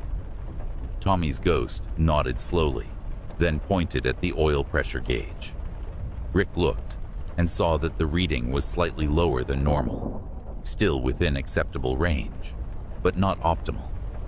Over the following weeks, Rick learned to interpret Tommy's midnight inspections as an early warning system. When the ghost lingered over certain gauges or controls, Rick knew to have those systems checked by a mechanic. Tommy's phantom inspections helped Rick identify and fix problems before they became serious. A failing alternator, worn brake pads, a coolant leak that was barely visible during daylight inspections. The ghostly visits became less frightening and more comforting. Rick realized that Tommy wasn't trying to reclaim his truck. He was trying to protect it and its new driver. The midnight inspections were Tommy's way of ensuring that his beloved Peterbilt continued to operate safely and reliably. Rick started talking to Tommy during the phantom inspections, updating him on the truck's performance and thanking him for his vigilance. Sometimes Tommy would respond with subtle gestures, a nod of approval when Rick reported good maintenance, a pointing motion toward instruments that needed attention. Other drivers at truck stops began to notice Rick's unusual nighttime routine. Word spread about the Peterbilt that started itself and the driver who talked to empty air during mysterious 3 a.m. inspections. Some drivers thought Rick was losing his mind, but others who'd known Tommy Brennan understood what was happening. "Tommy was the best driver I ever knew," explained Jerry Martinez, who'd worked with Tommy for several years in the 1990s. "If his spirit is still looking after that truck, then Rick's got the safest rig on the road. Tommy never let anything slide when it came to maintenance." Rick's truck developed a reputation for unusual reliability. Despite its age and high mileage, it rarely broke down and never experienced the kind of catastrophic failures that plagued other trucks of similar vintage. Rick attributed this to Tommy's continued vigilance and began to appreciate having a ghostly co-pilot who never slept and never missed a potential problem. The relationship between Rick and Tommy evolved over time. Rick learned to recognize different types of phantom inspections, routine checks that lasted about 10 minutes, detailed examinations that could go on for half an hour when Tommy detected something concerning, and brief visits that seemed more social than mechanical.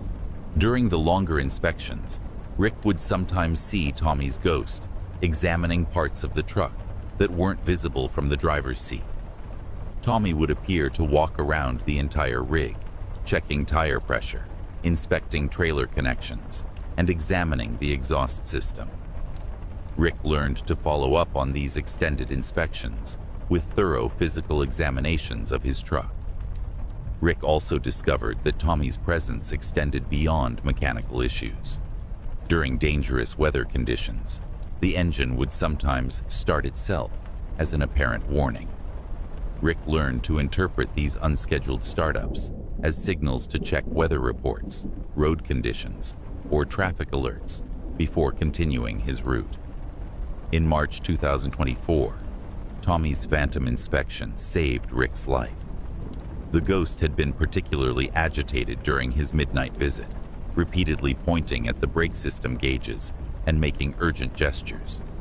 Rick had the brakes checked the next morning and discovered that his brake lines were severely corroded and could have failed at any time.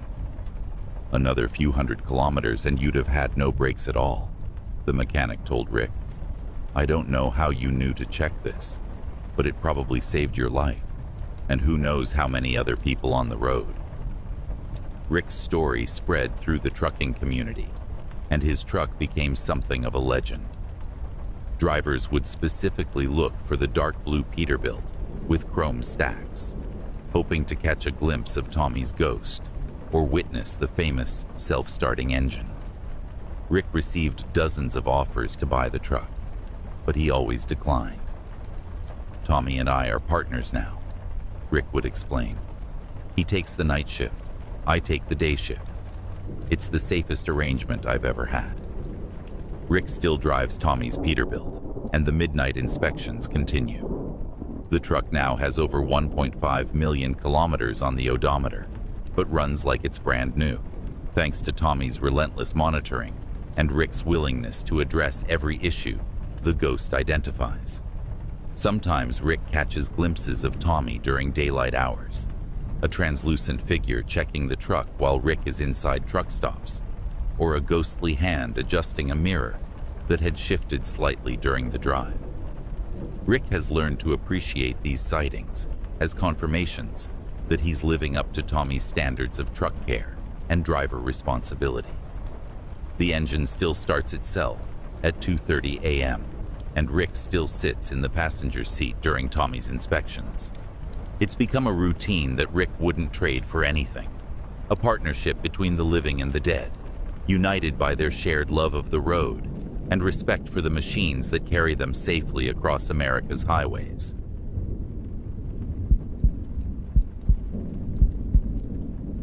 Marcus Thompson had been hauling freight for 12 years when he picked up the strangest shipment of his career from a warehouse in Memphis, Tennessee.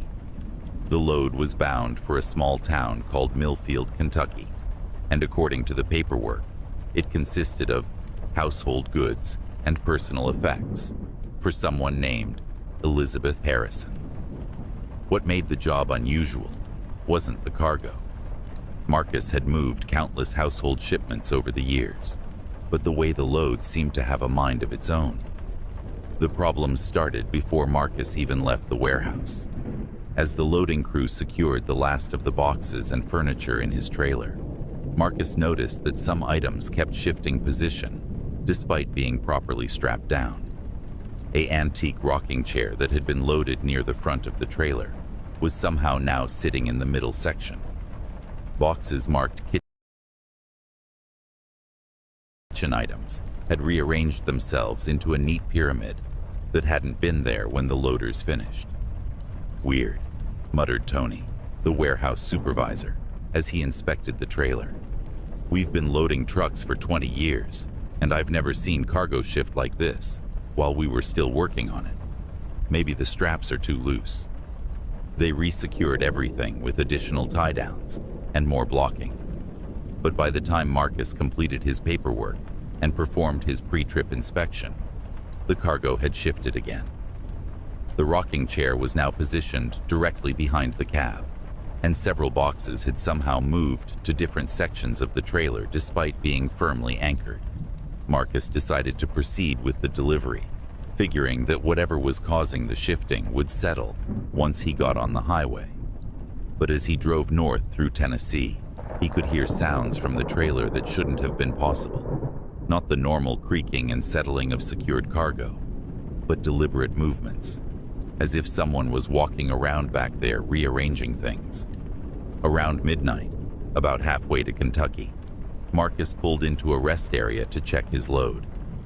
When he opened the trailer doors, he found that the cargo had completely reorganized itself. Furniture that had been scattered throughout the trailer was now arranged as if someone had set up a living room. The rocking chair positioned near a small table, boxes labeled books stacked neatly beside a reading lamp, and a couch positioned to face what would have been a television if one had been present. Marcus stared at the arrangement for several minutes, trying to process what he was seeing. The cargo hadn't just shifted. It had been deliberately arranged with care and thought. Someone or something had unpacked items from boxes and positioned them exactly as they might appear in an actual home. "This is impossible," Marcus muttered, pulling out his phone to document the scene. As he took photos, he noticed that many of the boxes were now open, their contents neatly displayed rather than packed for shipping. A box labeled Elizabeth's China had been unpacked, with delicate plates and teacups arranged on the small table beside the rocking chair, as if someone had been about to serve tea. Marcus tried calling his dispatcher, but the phone call went straight to voicemail. He attempted to reach the Memphis warehouse, but got only an automated message saying the facility was closed. With no other options, Marcus carefully secured what he could and continued toward Kentucky, planning to sort everything out with the customer in the morning. The sounds from the trailer continued throughout the night, not random bumping and shifting, but purposeful movement. Marcus could hear what sounded like footsteps, the scraping of furniture being positioned, and occasionally what might have been humming or soft singing. The melody was faint and old-fashioned, the kind of tune his grandmother might have hummed while doing housework in the 1950s. When Marcus reached Millfield, Kentucky the next morning, he discovered that the delivery address didn't exist. The street number on his paperwork led to an empty lot, overgrown with weeds and scattered with the foundation stones of a house that had been demolished years earlier. According to a neighbor, the property had been vacant since the mid-1990s, when the last resident, an elderly woman named Elizabeth Harrison, had died, and her heirs sold the land to developers who never built anything. Marcus called his dispatcher with growing confusion and concern. "There's no house here, and the customer died almost 30 years ago. What kind of load did you guys give me?" His dispatcher, Janet Morrison, was equally puzzled. "I'm looking at the booking right now, Marcus. The customer called last week requesting immediate pickup and delivery. She specifically asked for you by name, said you'd handled moves for her family before, paid in cash. Everything seemed legitimate." Janet read Marcus the details from the booking sheet. Elizabeth Harrison had called on Tuesday afternoon, provided the Memphis warehouse address for pickup, and specified the Millfield delivery location. She'd apparently known Marcus's schedule and requested that he handle the shipment personally because of his reputation for careful handling of fragile items. "But that's impossible," Marcus said. "I've never moved anything for anyone named Harrison, and if she died in the 1990s, she couldn't have called last week." Marcus opened his trailer again to document the situation for his company's insurance purposes. What he found defied explanation even more than the previous night's rearrangement. The cargo had been completely unpacked and arranged to recreate an entire 1950s-era home. Furniture was positioned exactly as it would have been in rooms. A bedroom set, with the bed made and clothes laid out, as if someone was planning to wear them. A kitchen area, with dishes set for a meal that was never served, and a living room arranged for entertaining guests who would never arrive. Most unsettling was the attention to detail. Family photographs had been removed from their packing boxes and positioned on tables and dressers. A handwritten letter sat on the kitchen table. The ink faded, but the words still legible. My dear family, I hope you understand why I had to come home one last time. There are things I needed to finish before I could rest. The letter was signed, Elizabeth Harrison, in an elaborate script that matched the handwriting on several other documents scattered throughout the makeshift rooms. The investigation into Elizabeth Harrison's background revealed a complicated story. She'd lived alone in Millfield for over 50 years after her husband died in the Korean War. When Elizabeth passed away in 1996, her relatives had sold most of her belongings at an estate sale, but some items had been placed in storage because the family couldn't agree on their distribution. According to county records, a storage unit containing Elizabeth's remaining possessions had been abandoned when the monthly fees weren't paid in 2015. The contents were eventually auctioned off to settle the debt, and the buyer, a dealer who specialized in vintage household goods, had reportedly sold everything to various antique shops and collectors throughout the South. Marcus realized that he might have been transporting Elizabeth's actual belongings, items that had been scattered across multiple owners and collections over the years, somehow reunited for this impossible delivery. Lisa Rodriguez had been hauling freight across the Pacific Northwest for 7 years when she encountered the weigh station that measured more than just truck weights. Located on Interstate 84 between Portland and Pendleton, Oregon, the facility appeared normal from the outside. Standard DOT signage, regulation scales, and a small office building where inspectors checked paperwork and vehicle compliance.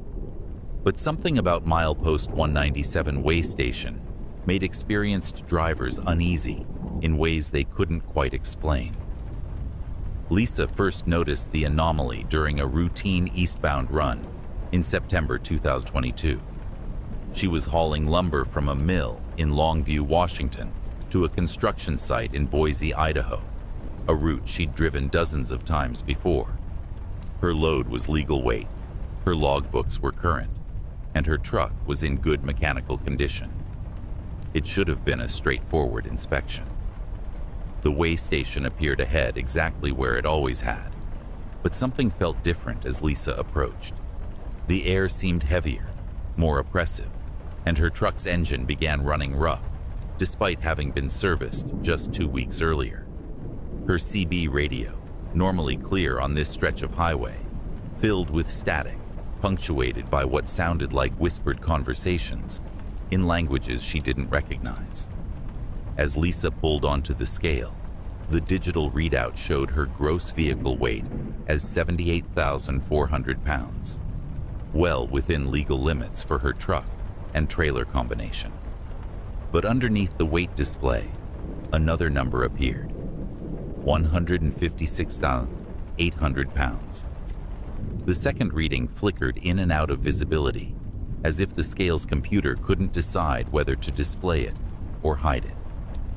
"Something's wrong with your scale," Lisa told the inspection officer, a middle-aged man named Dave who'd checked her truck several times over the years. "It's showing 2 different weights." Dave looked at the display and frowned. The official reading showed 78,400 pounds, but Lisa was right. There was definitely a second, much higher number appearing intermittently below the first. Dave had never seen anything like it in 15 years of working at the station. "Let me have you pull forward and back onto the scale," Dave suggested. "Maybe there's a calibration issue." Lisa repositioned her truck, but the same thing happened. Her official weight remained constant at 78,400 pounds, but the phantom reading continued to flicker between 156,800 and 157,200 pounds, exactly double her actual weight, as if the scale was somehow detecting 2 identical trucks occupying the same space. Dave called his supervisor, who emerged from the office looking puzzled. The supervisor, Janet Kim, had managed the weigh station for 8 years and prided herself on maintaining equipment that met strict federal accuracy standards. The scale was calibrated last month and passed all certification tests, Janet explained as she examined the readout. I've never seen it display dual readings like this. According to our system, everything's functioning normally, but I can see what you're talking about. While Janet and Dave discussed the technical malfunction, Lisa noticed something else unusual. Her truck's mirrors showed a perfect reflection of her rig sitting on the scale, but the reflection appeared to be sitting slightly higher than her actual truck, as if it was resting on an invisible platform or second set of scales. "Ma'am, can you step out of your cab for a moment?" Janet asked. "I want to see if the readings change when there's no one in the driver's seat." Lisa climbed down and walked over to where Janet and Dave were studying the scale display. The official weight remained the same, but the phantom reading jumped to 157,600 pounds, an increase that roughly matched Lisa's body weight. "This is impossible," Janet muttered. "The scale is somehow detecting additional mass that isn't physically present, but our calibration logs show the equipment is functioning perfectly." Janet decided to document the incident and contacted the Oregon Department of Transportation's Technical Support Division. While they waited for guidance, Lisa shared what she'd experienced during her approach to the weigh station: the engine problems, radio interference, and general sense of unease. "Now that you mention it," Dave said, "we've had several drivers complain about similar issues over the past few months. Radio static, engine performance problems, that sort of thing. We assumed it was interference from the new cell tower they installed about a mile east of here." Janet checked the station's incident logs and found a pattern of reports dating back to June 2022. Drivers had complained about electrical problems, navigation system malfunctions, and unexplained weight readings that didn't match their actual loads. Most concerning were reports from several drivers who claimed to have seen ghost trucks in their mirrors while crossing the scales. The ODOT technical team arrived that afternoon and spent 6 hours testing the scale equipment. Their instruments confirmed that the scales were accurately calibrated and functioning within federal specifications. The computer systems showed no software glitches or hardware malfunctions. Yet the phantom weight readings continued to appear whenever certain trucks crossed the scales. "We're seeing this secondary reading on about 30% of the vehicles that use this station," explained the lead technician, Robert Chang. "But there's no pattern we can identify. It affects different truck types, different loads, different drivers. The only consistent factor is that the phantom reading is always approximately double the actual vehicle weight." Robert's team also confirmed the dual shadow phenomenon and discovered something even more unsettling. Thermal imaging cameras showed 2 heat signatures when affected trucks crossed the scales, one matching the actual vehicle, and a second, slightly cooler signature that appeared to overlay the first. "It's as if there's a second truck present that we can detect instrumentally but can't see with the naked eye," Robert explained. "The thermal signature suggests a vehicle that's been parked for several hours, cooler than an actively driven truck, but warmer than ambient temperature." Local Native American communities provided the first clue to understanding the phenomenon. Mary Spotted Eagle, a cultural liaison from the Warm Springs Reservation, visited the weigh station after hearing about the incidents from tribal members who worked as truck drivers. "This area has always been significant to our people," Mary explained. "The old stories talk about it as a place where the spirits of travelers who died on the trail would gather. When someone died during a journey, their spirit would continue traveling the same route, trying to complete the trip They never finished. According to Mary, the stretch of I-84, where the way station was located, followed an ancient trading route used by native tribes for centuries. The route had seen its share of tragedy, travelers who died from illness, accidents, or harsh weather while trying to transport goods between coastal and inland communities. Lisa researched the area's accident history and found records of numerous truck-related fatalities dating back to the 1960s, when I-84 was first completed through the Columbia River Gorge. Weather-related accidents were common in the area due to sudden fog, ice storms, and high winds that could overturn loaded trucks. One accident report from 1987 particularly matched Lisa's experience.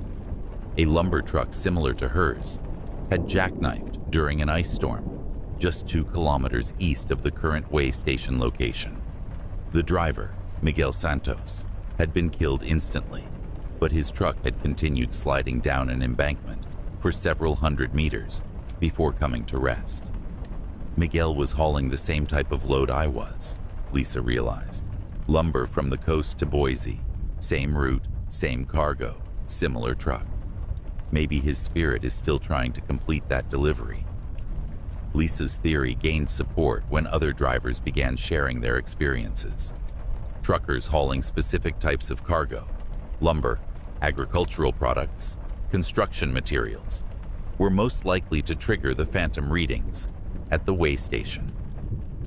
The ghost trucks seemed to be attracted to vehicles carrying similar loads to what they'd been transporting when they died. The way station staff developed an informal protocol for handling the anomalous readings. When phantom weights appeared, they would acknowledge them in their reports, but use only the actual vehicle weights for legal and safety purposes. Drivers were advised that the secondary readings were equipment calibration artifacts and shouldn't be cause for concern. But Lisa and other experienced drivers knew better. They understood that they were sharing the highway with the spirits of truckers who had died trying to complete their routes, still carrying their ghostly loads toward destinations they would never reach. Lisa began treating her encounters with the phantom truck as a form of professional respect. When the double weight readings appeared at milepost 197, she would quietly acknowledge Miguel Santos and other spirits who might be traveling alongside her. "Safe travels, partner," she would say to her mirrors when she spotted the second shadow or felt the presence of the unseen truck.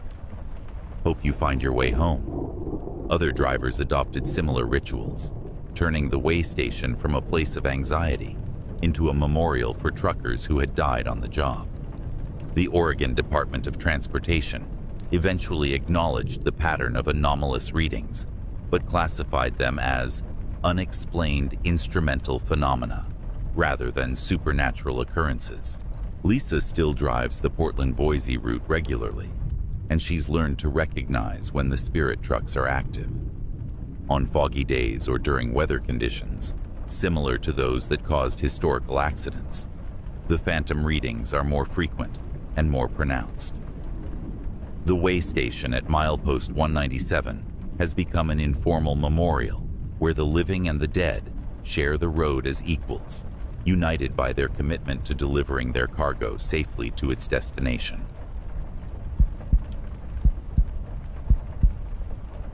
Kevin Walsh had been driving the same route between Chicago and Detroit for 9 years when he discovered Exit 127, a ramp that wasn't supposed to exist and led to places that had stopped existing decades ago. The exit appeared on Interstate 94 in southwestern Michigan, always during foggy conditions, always between 2 a.m. and 4 a.m., and always when Kevin was running behind schedule. The first time Kevin took the mysterious exit was during a brutal November storm in 2021. He was hauling auto parts from Chicago to a Ford plant in Dearborn, and freezing rain had reduced visibility to almost nothing. His delivery was already 6 hours late, and his dispatcher was threatening to dock his pay if he missed the morning production schedule. That's when Kevin saw the green highway sign emerging from the fog. Exit 127, downtown Millbrook. Gas, food, lodging. Kevin had driven this stretch of I-94 hundreds of times and had never seen an exit for Millbrook. But the promise of fuel and shelter was too tempting to ignore. The exit ramp descended steeply, and the fog thickened as Kevin descended, swirling around his cab like something from an old black and white movie. At the bottom, Kevin found himself on a two-lane road that looked like it belonged in the 1950s. Concrete pavement with expansion joints that created rhythmic thumping under his wheels. The town of Millbrook materialized like a Norman Rockwell painting. Main Street was lined with brick buildings housing businesses with hand-painted signs. Miller's Five and Dime, Sunset Diner, Home Cooking, and Murphy's Sinclair Station. Full service. Vintage cars from the 1940s and 1950s were parked along the street, their chrome bumpers gleaming. Kevin pulled into Murphy's gas station, where an attendant in coveralls and a bow tie emerged from the service bay. The young man had slicked back hair and an earnest smile that had disappeared from customer service decades ago. "Evening, sir," the attendant said, tipping his cap. "Fill her up with diesel?" "Yeah, thanks," Kevin replied. "I've never seen this exit before. Is Millbrook new?" The attendant looked confused. "New? Sir, Millbrook's been here since 1887. My grandfather pumped gas at this very station." Kevin noticed the fuel pumps were vintage models with spinning mechanical counters, but they dispensed modern diesel fuel. The price per gallon was impossibly low, 68 cents, which Kevin hadn't seen since the 1970s. Inside the station, Kevin found shelves stocked with products he hadn't seen in years. Glass bottles of Coca-Cola, candy bars in vintage packaging, motor oil in metal cans. The cash register was an ornate mechanical model, requiring the attendant to pull levers and push buttons. "That'll be $47.60, the attendant said. Kevin tried to pay with his credit card, but the attendant looked at the plastic rectangle as if he'd never seen one before. "I'm sorry, sir, but we only accept cash or company checks." Kevin paid in cash and decided to explore the town. At the Sunset Diner, he ordered coffee and pie from a waitress named Betty, who wore a pink uniform and cat-eye glasses. "You're not from around here," Betty observed. "Most of our truck drivers are regulars. Where are you headed?" "Detroit," Kevin replied. "I'm hauling auto parts for the Ford plant." Betty smiled. "Ford's doing real well these days. My husband works at the River Rouge plant. This war economy has been good for Michigan." Kevin stared at Betty. "War economy? What war?" Betty looked at him strangely. "The war in Korea, of course. Where have you been?" "My brother's stationed over there with the army." Kevin realized that somehow he'd driven into a town where it was still 1951. The Korean War, the clothing, the cars, the prices, everything pointed to a place that existed 60 years in the past. "What's today's date?" Kevin asked carefully. "November 15th, 1951, Betty replied. "Are you feeling all right, honey?" Kevin left money on the table and returned to his truck, his mind reeling. The town felt completely real, not like a historical reenactment, but like an actual community where people lived and worked in 1951. He could smell dinner cooking in houses, hear radio programs through open windows. But when Kevin tried to return to I-94, he couldn't find the on-ramp. The road that had brought him into Millbrook seemed to end at the town limits, dissolving into impenetrable fog. After 2 hours of searching, Kevin parked outside the Millbrook Motor Lodge and checked in for the night. Kevin woke up the next morning to brilliant sunshine and clear skies. But when he walked outside to check on his truck, he found himself standing in an empty field beside I-94. His truck was parked on the shoulder exactly where he'd been driving when he saw exit 127. According to his truck's clock and GPS, only 3 hours had passed since he'd left the highway. But Kevin remembered spending an entire night in Millbrook. His fuel tank was full, and his wallet contained a receipt dated November 15, 1951. Kevin researched Millbrook and discovered it had indeed existed exactly where he'd found it. Millbrook had been a thriving community from the 1880s through the 1950s, serving travelers on U.S. Highway 12, the predecessor to Interstate 94. The town had been home to about 1,200 people who worked in agriculture and services for highway travelers. But Millbrook had been abandoned in 1957 when I-94 was built through the area. The new interstate bypassed the town completely, cutting off its economic lifeline. Within 5 years, all businesses had closed and residents had moved away. The town was eventually demolished, and by 1965, nothing remained except foundation stones scattered through cornfields. Kevin found newspaper archives with photos that matched exactly what he'd seen: Murphy's Sinclair Station, the Sunset Diner, the Motor Lodge. Even Betty the waitress was there, identified in a 1952 photo as Betty Morrison, who has worked at the Sunset Diner for 3 years. Kevin began looking for exit 127 on subsequent trips, but the mysterious ramp only appeared under specific conditions. Over 2 years, Kevin found Millbrook 3 more times, always when weather was severe and he was running late. Each visit felt as real as the first. Kevin would fuel up at Murphy's Station, eat at the Sunset Diner, sometimes stay overnight at the Motor Lodge. The townspeople remembered him from previous visits, asking about his routes as if he were a regular customer. During his 3rd visit, Kevin asked Betty about the town's future. She looked confused. Future? What do you mean? Millbrook's been here for 64 years. It'll be here for 64 more, I expect. Kevin realized the people of Phantom Millbrook weren't aware they were living in the past or that their town was destined to disappear. For them, 1951 was the present, and the future was full of promise. Kevin's final visit came in March 2024, during a blizzard. This time, something was different. The town seemed less substantial, fading around the edges. Some buildings appeared translucent, and several businesses were closed with "For Sale" signs. Betty was still at the diner, but she looked older and tired.